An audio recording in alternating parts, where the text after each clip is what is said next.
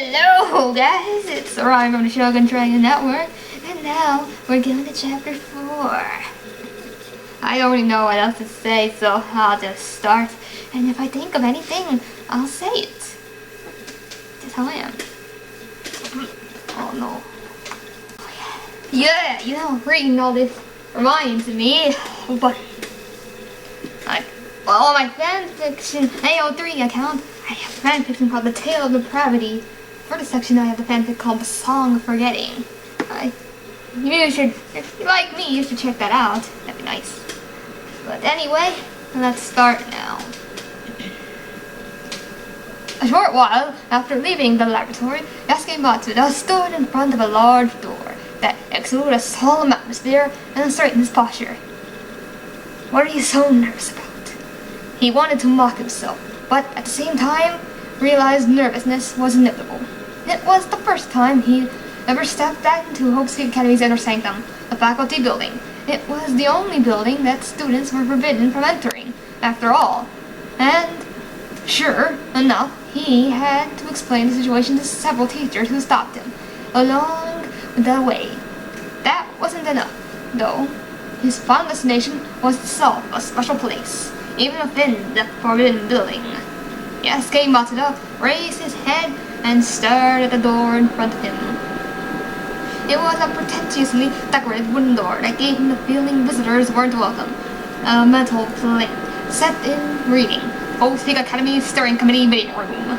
This was, so to speak, the inner sanctum of inner sanctums.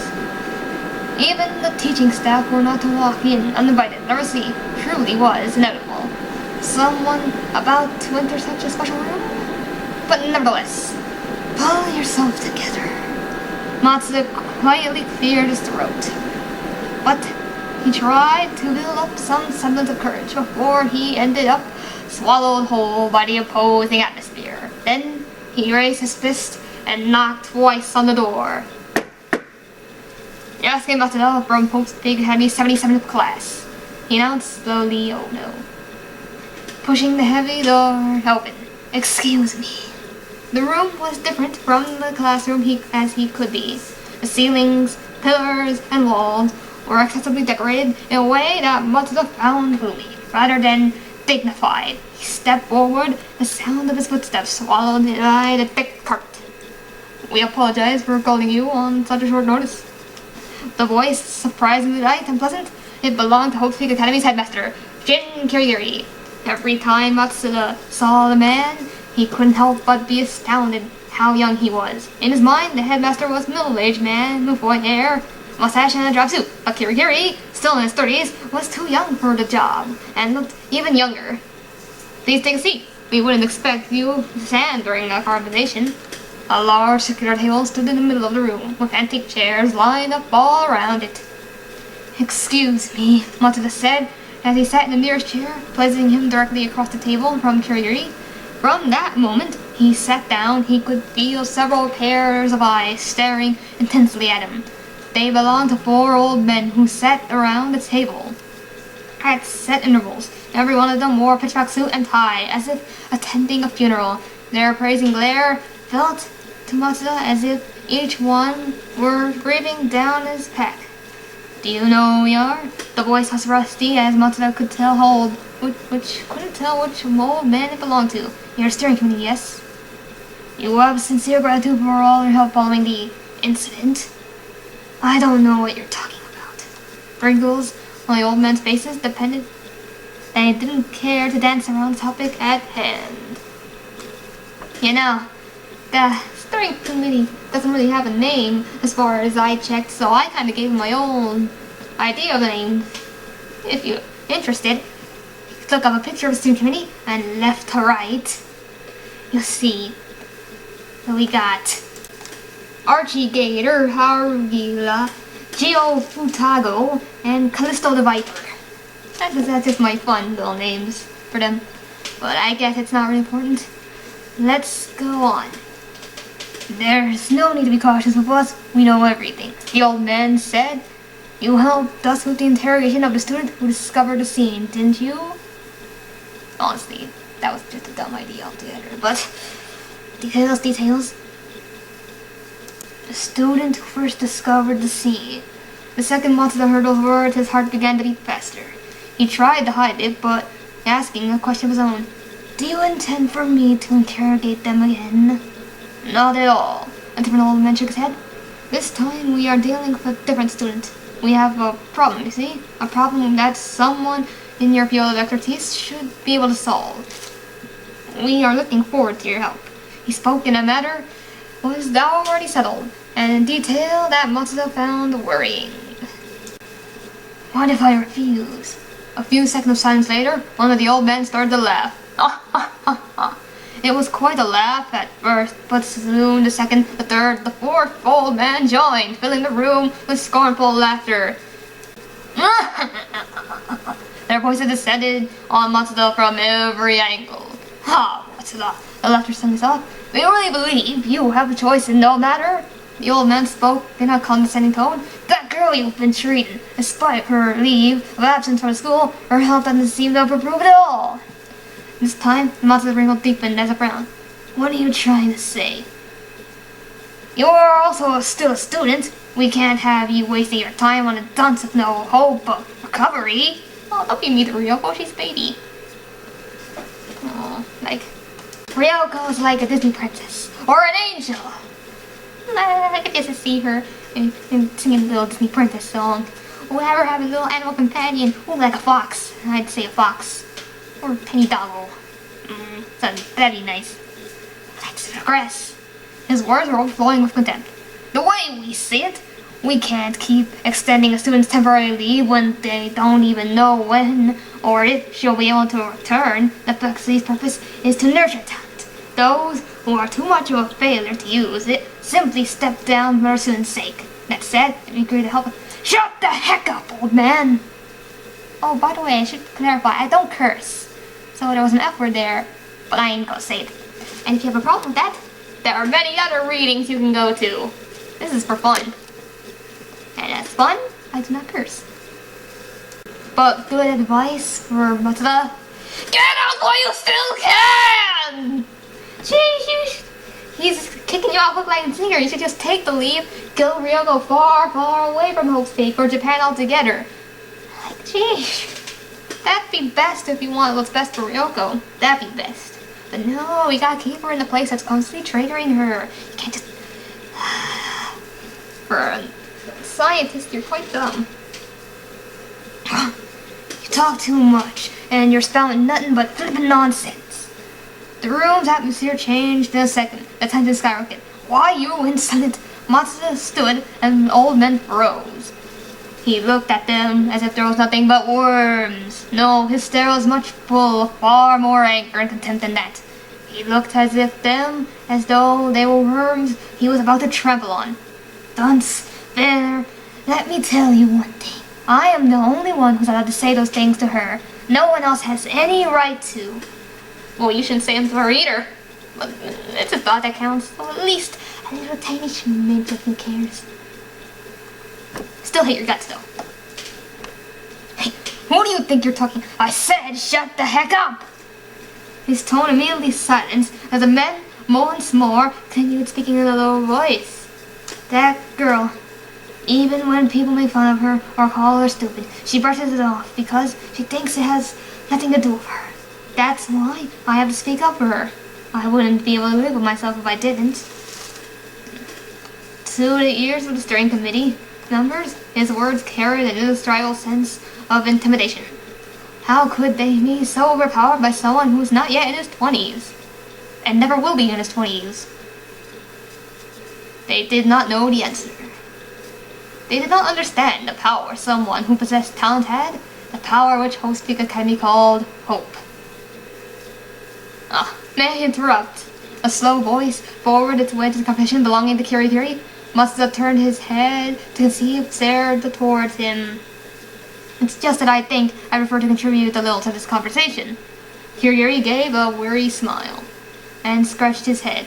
Despite the nervous atmosphere that filled the room, he seemed completely calm. Matsuda, having lost his momentum, closed his eyes slowly, then with a heavy sigh and sat back down. As soon as he was done, Kirigiri continued his quiet tone. Matsuda, we are merely asking for a favor. not a favor just for us. Just you can consider it's a favor for every student and teacher at Hope Peak Academy. Would you please at least consider listening to what we have to say?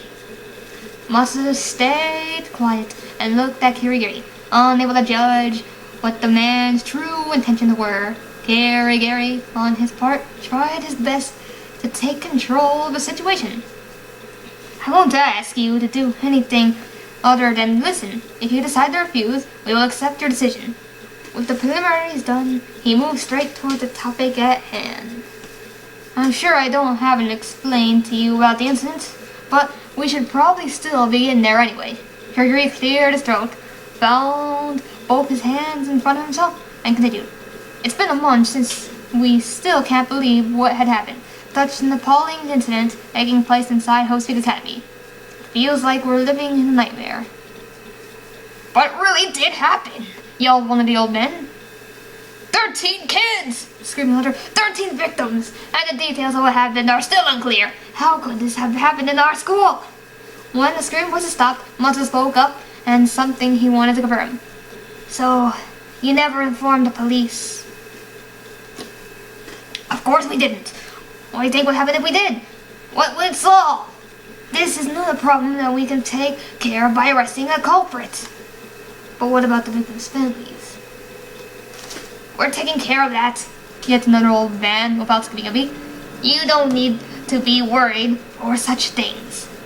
Judging by the way he spoke, the Academy had already taken measures behind the scenes for dealing with it all.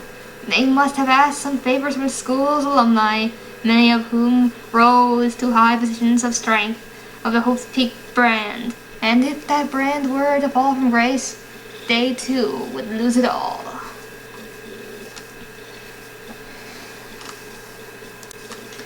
You're right. I shouldn't have to worry about this. So, what is it that you want me to do? This other student you were talking about. They must have something to do with this incident as well, right?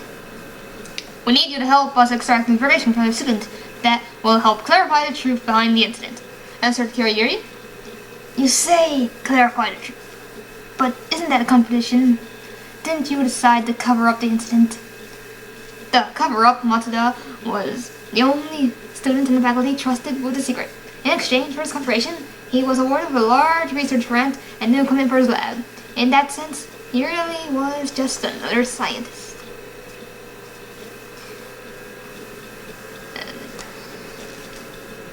But that wasn't the only reason he agreed to cooperate. No one but Matsuda himself knew the other reasons. Those other reasons being he was a huge idiot. Yes, I suppose. It does sound like a contradiction, doesn't it? Answered Kirigiri after a short hesitation. However, this is necessary. We strongly believe that hiding the incident is necessary, but there is too much we still don't know. We can't hide something we don't completely understand. That's why we must find the entire story regarding what happened in order to protect Hope Peak Academy. This cover-up has to be perfect. Kirigiri said all that without the slightest hint of doubt. He would do anything to protect Hope Peak Academy. Wants to continue the emphasis of the idea. You have to sacrifice something to protect something. Matsuda thought. I can understand that much at least. That's exactly what I'm doing.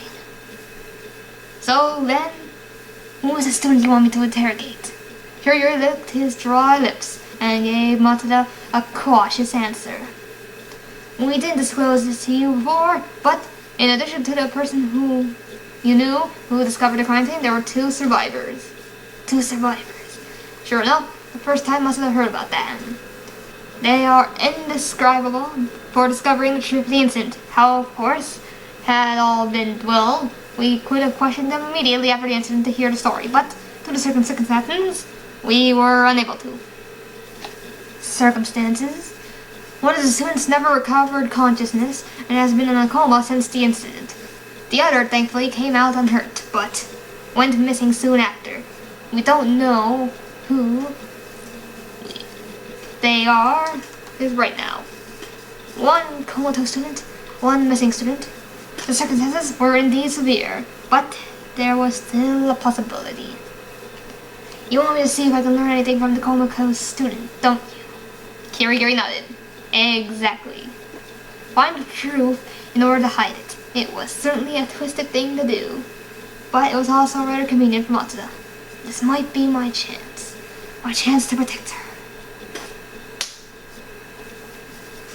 I understand, he said. He had no other choice. I'll see what I can do. Do you think it could be managed? One of the old men leaned forward suddenly in an attempt to regain authority.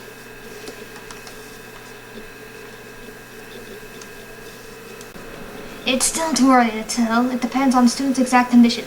I'll try my best in any case, Matsuda answered bluntly and returned to face Kyriori.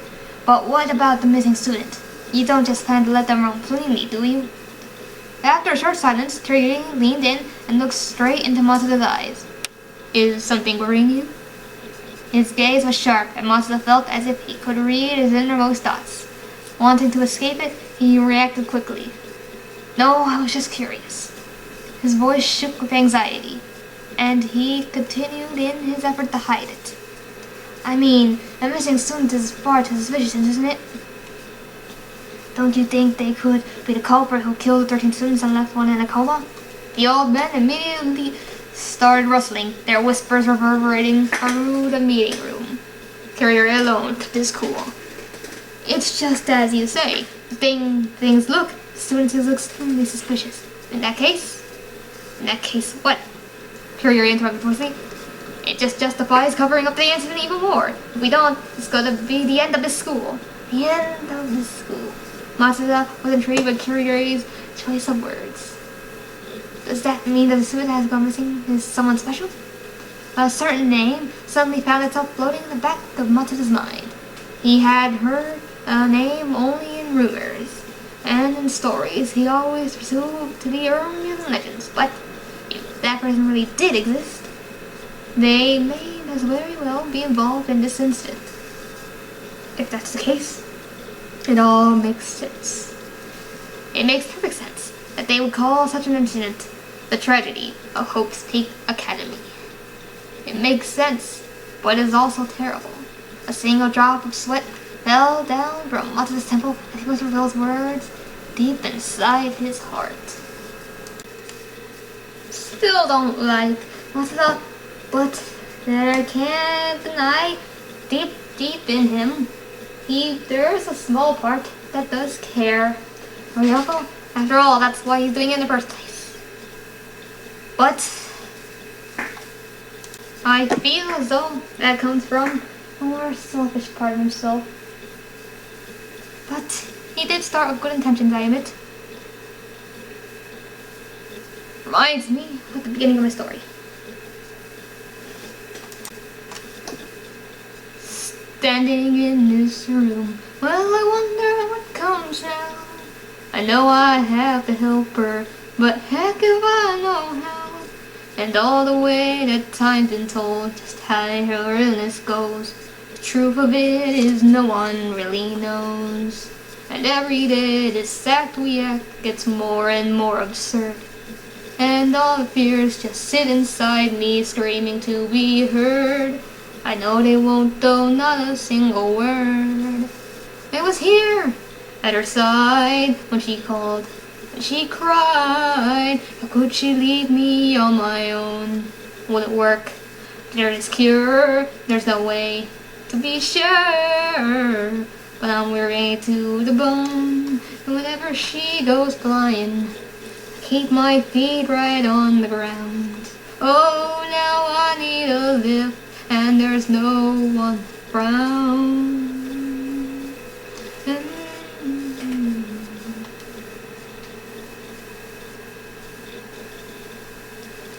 And I've never had to face the world without her at my side. Now I'm strolling right beside her as the black hole opens wide. Mine is just a slower suicide. I've been here for the show, every high, every low, but it's the worst we've ever known. She's been hurt, and how, but I can't give up now. 'Cause I've never been alone. I could never be alone.